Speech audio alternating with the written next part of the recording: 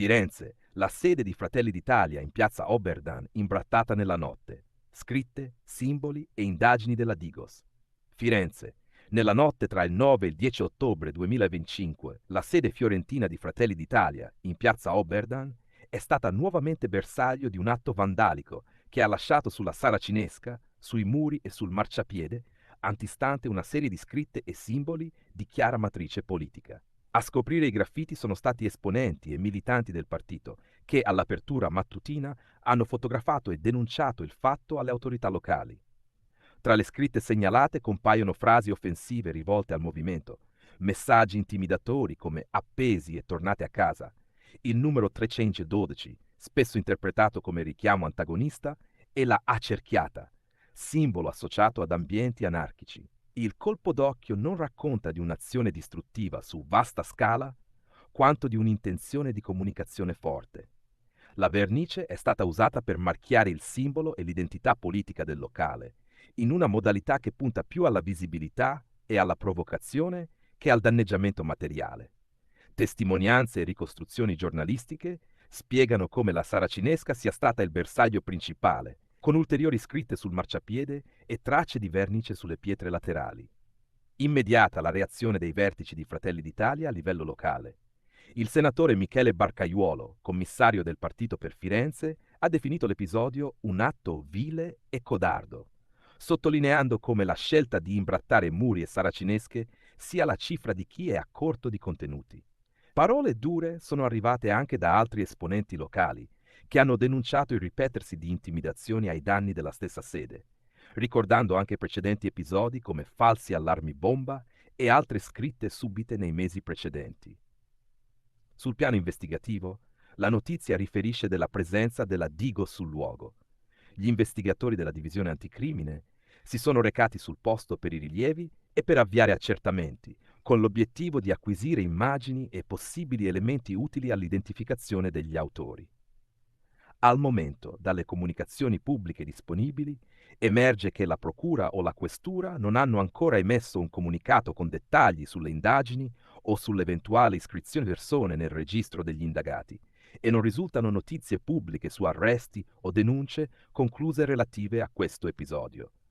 Questo lascia flessibili le prospettive investigative. Il lavoro della polizia scientifica può richiedere tempi tecnici, acquisizione delle telecamere, analisi delle bombolette, verifiche sulle impronte, prima di portare a sviluppi comunicabili. Il contesto in cui l'episodio è maturato amplifica la risonanza politica del gesto. La città era già in piena mobilitazione per la chiusura della campagna elettorale regionale. Per la serata era prevista a Firenze la partecipazione della Presidente del Consiglio, Giorgia Meloni, insieme ad altri esponenti nazionali, un evento che ha portato a un dispiegamento straordinario di forze dell'ordine e a un clima di alta tensione tra schieramenti opposti. La temporalità del raid, a pochissime ore dal comizio in piazza San Lorenzo e in un giorno di massima attenzione mediatica, rende l'azione difficilmente separabile dal circuito simbolico della campagna elettorale. Non è, inoltre, la prima volta che la sede in piazza Oberdan finisce al centro di episodi intimidatori.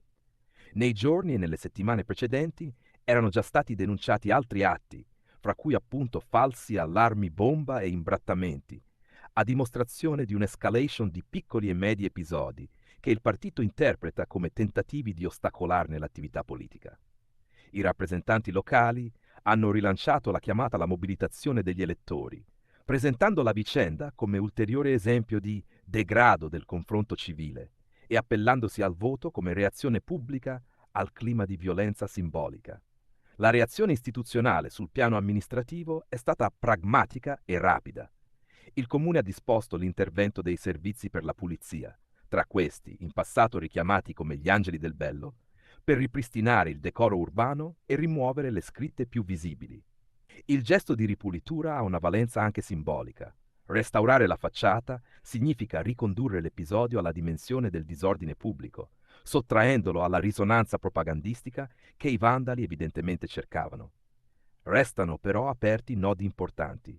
La mancanza, al momento, di comunicazioni ufficiali dettagliate da parte della Questura o della Procura non permette di stabilire con certezza se vi siano sospetti individuati, telecamere che abbiano fornito immagini utili o elementi materiali da cui prendere le mosse per una identificazione. È infatti prassi che, prima di divulgare particolari investigativi, le autorità compiano le verifiche necessarie per non compromettere le indagini.